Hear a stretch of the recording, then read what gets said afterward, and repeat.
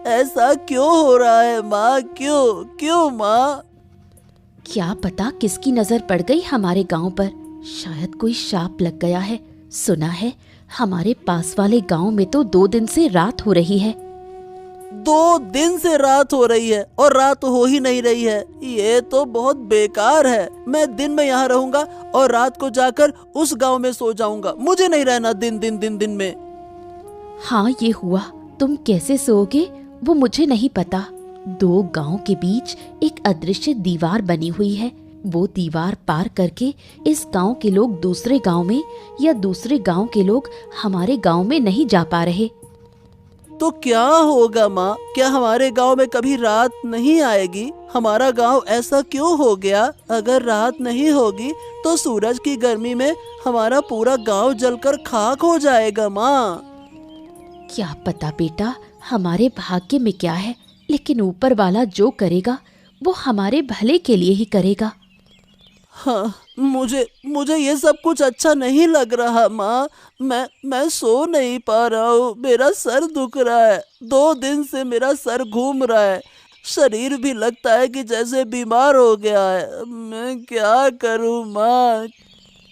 ओहो, तुम यहाँ से जाओ और अब परेशान मत करो। वैसे भी मैं खुद तकलीफ से जूझ रही हूँ। दूसरी तरफ तुम मुझे बार बार परेशान कर रहे हो।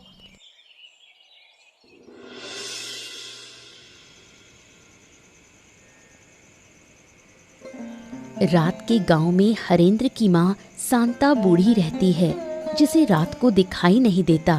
इस वजह से अब जब गांव में रात हो गई है तो शांता बूढ़ी काफी मुश्किल में पड़ गई है।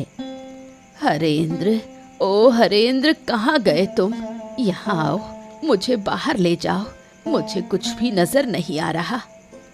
अरे बस बस बस बस, आ गया माँ, आ गया। और कितना पुकारोगी? अरे तुम्हारी तकलीफों ने मुझे बेहाल कर दिया है। 2 दिन से तुम मुझे एक पल भी शांति से बैठने नहीं दे रही हो। हरेंद्र हरेंद्र हरेंद्र, कहाँ है? जल्दी आ। अरे मुझे भी तो बैठने दो। क्या तुम मुझे बोझ समझने लगे हो? क्योंकि मैं बूढ़ी हो गई हूँ। जब मैं स्वस्थ थी तब तुमने मुझे पाल पोस कर बड़ा किया।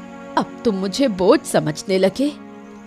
हो, यही तो तुम्हारा तरीका है। दिन रात बस एक ही बात बोलती रहती हो, बोझ हो गई हूँ। अरे तुम देख नहीं सकती हो तो चुपचाप बैठो तो सही। तुमको बैठना है नहीं, इधर उधर भटकना है। हाँ, अब ये बताओ, तुम्हें बाहर जाने की क्या जरूरत है? देखो तो सही, पूरा गांव किसी न किसी समस्या में घिरा हुआ है और तुमको बाहर जाना है। क्या तुम्हें